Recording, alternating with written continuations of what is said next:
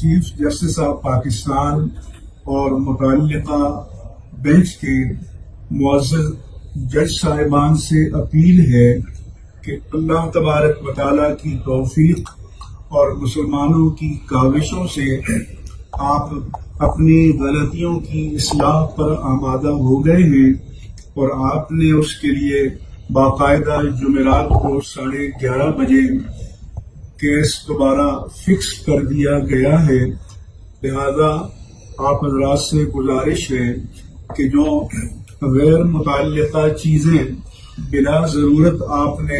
اس judgment میں ڈال دی تھی ان سب کو ڈیلیٹ کر دیں،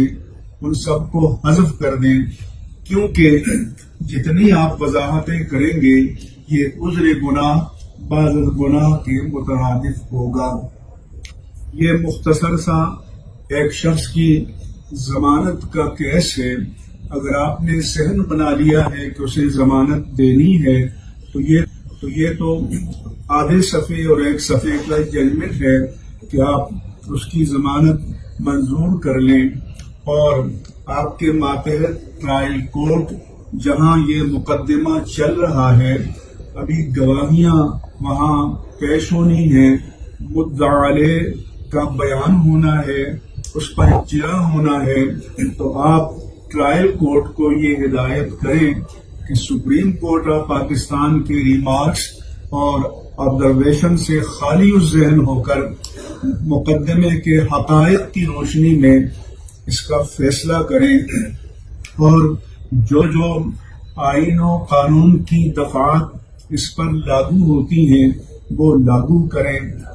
اس کے بعد اگر سپریم کورٹ میں یا ہائی کورٹ میں اپیل کی نوبت آئی تو تب ان مراحل کو دیکھا جاتا ہے۔ میں تمام اسلامیان پاکستان، مسلمانان پاکستان اور امت مسلمہ کے ان تمام افراد سے گزارش کرتا ہوں کہ جو مجھے سن رہے ہیں،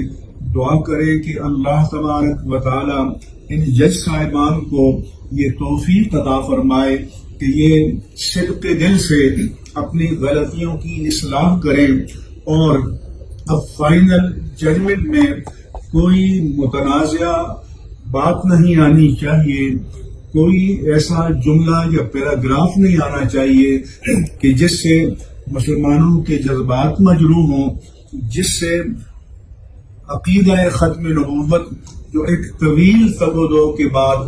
اور پارلیمنٹ کی دوسری آئینی ترمیم کی روشنی میں جو 7 ستمبر 1974 کو پاس ہوئی تھی، بعد میں فیڈرل شریعت کورٹ کا ججمنٹ آیا، سپریم کورٹ کا 5 رکنی لارجر بینچ کا ججمنٹ آیا، امتناع قادیانیت آرڈیننس آیا، ان تمام چیزوں کو فائنل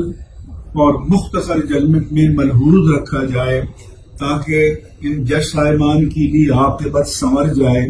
اور تمام مسلمان پاکستان کو، اسلامیان پاکستان کو اطمینان و قرار آ جائے۔ میں یہ بات ریکارڈ پر لانا چاہتا ہوں کہ اگر خدا نخواستہ پھر کوئی غلطی باقی رہ گئی تو پھر اس کے بارے میں تحریک چلے گی، اور اس وقت ہمارا پیارا وطن جس اقتصادی بدحالی سے دوچار ہے، سیاسی ابتری سے دوچار ہے،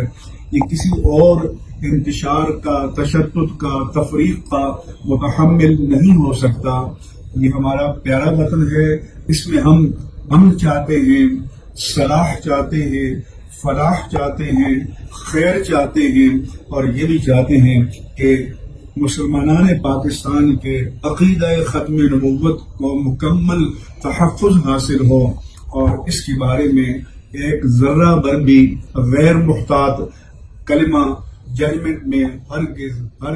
قطعاً نہیں آنا چاہیے۔